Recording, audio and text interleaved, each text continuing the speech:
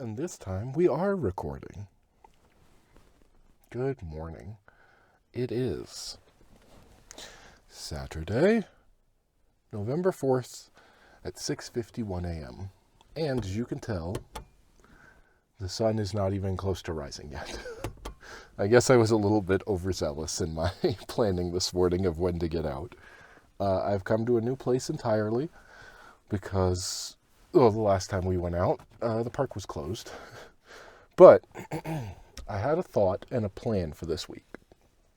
So I'm at home during the week and digging through. I think I was getting a box down to record a different video for something else, and I came across a piece of camo fabric, almost kind of a see-through with little bungee cords on it, and I remembered, oh, these came with the pop-up blind that I have.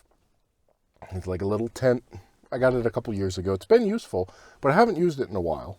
And the reason for that is because it's, for one thing, I got told to be careful about that because it technically counts as a tent, and there are specific rules about, like, park ranger told me, even though it's just a quick pop-up, it's literally a, I use it as a blind, but it's just a camo pop-up tent. It's small, but there are rules about tenting and camping in areas where you're not allowed to.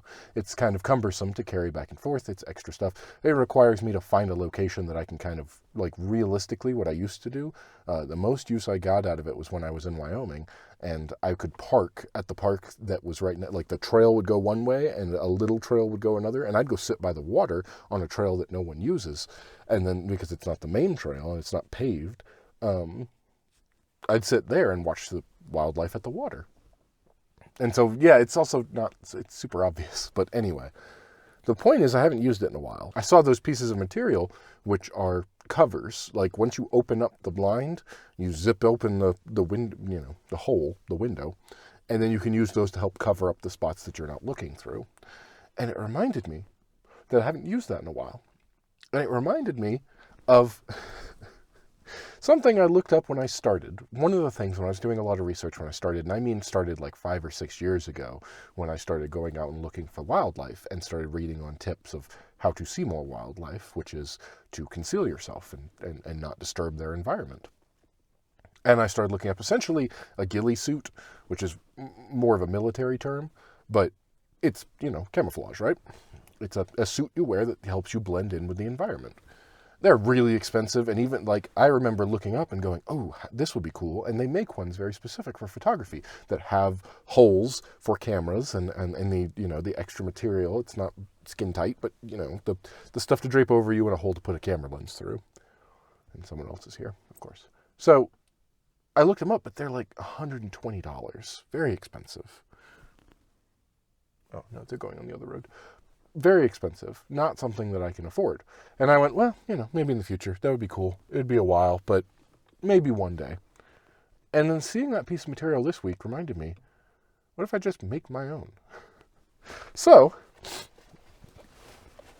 I bought just a cheap piece of camo fabric. A scrim maybe might be the word for it. And I don't know how well you're going to be able to see it, but I just took it.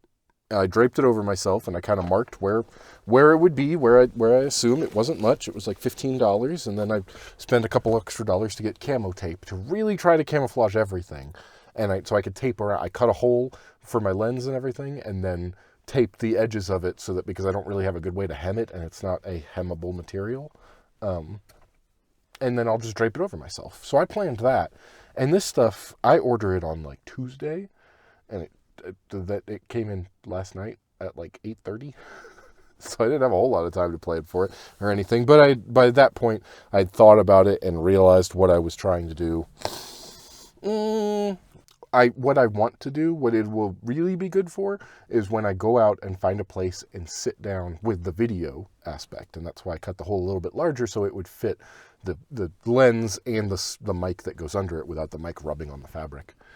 But that's not going to happen anytime soon because I don't have a spot that I can reliably. I thought I did, and then they closed the park.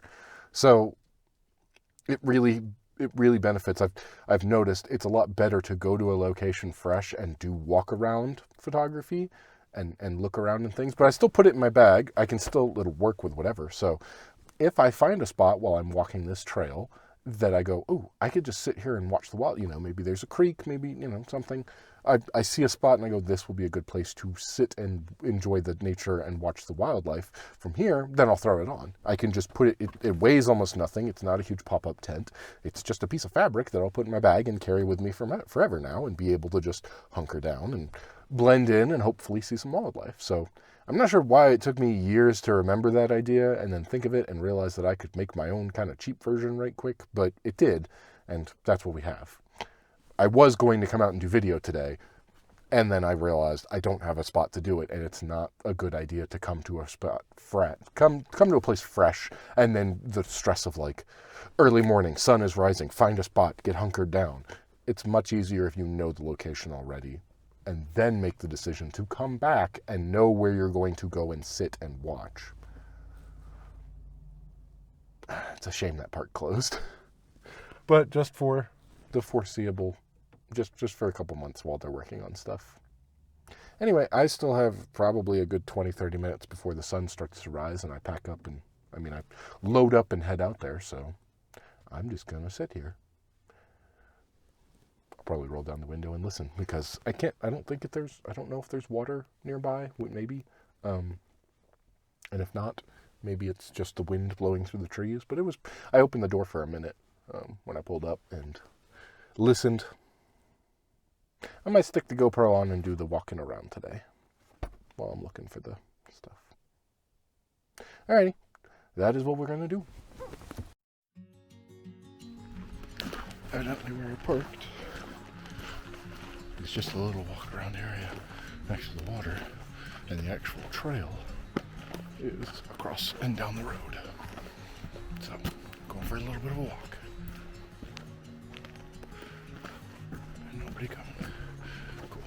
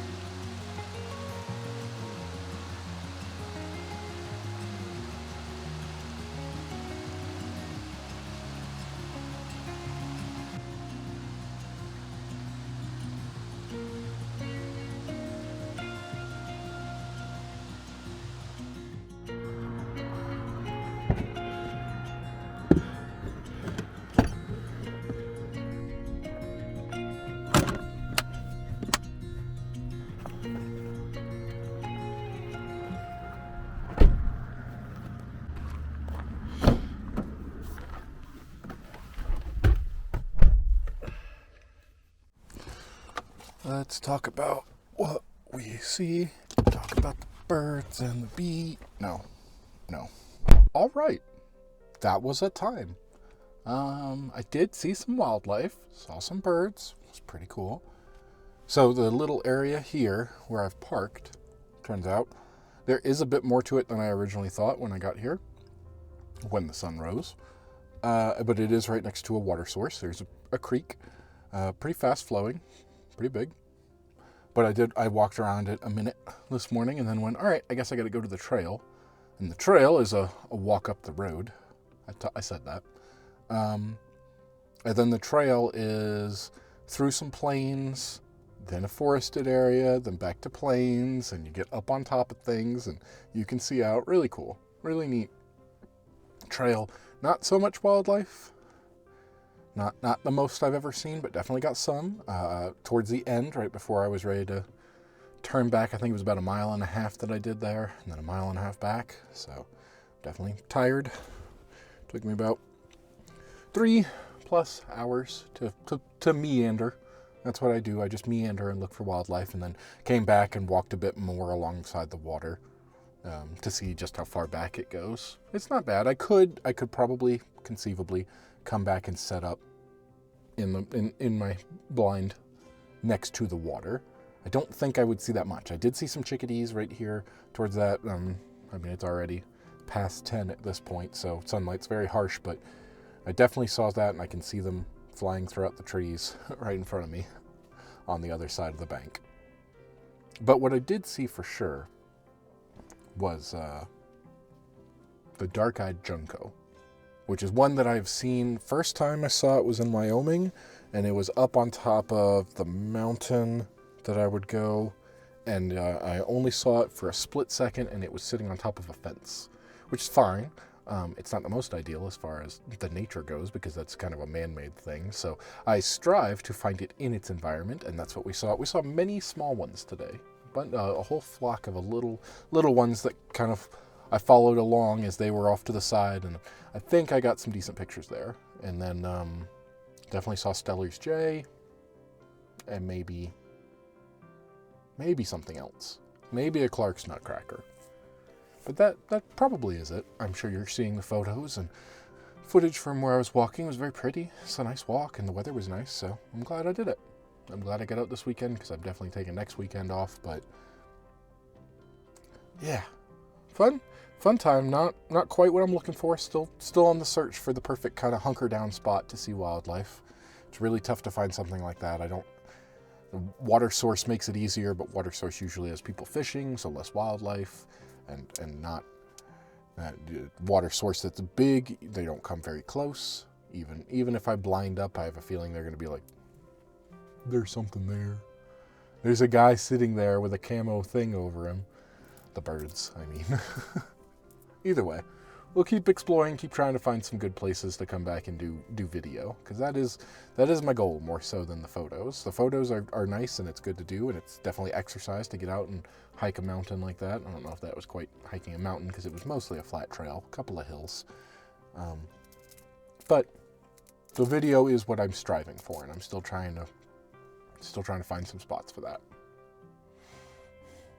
Alrighty, that's gonna do it for today. See y'all next time. I don't know what that was. Some kind of ending.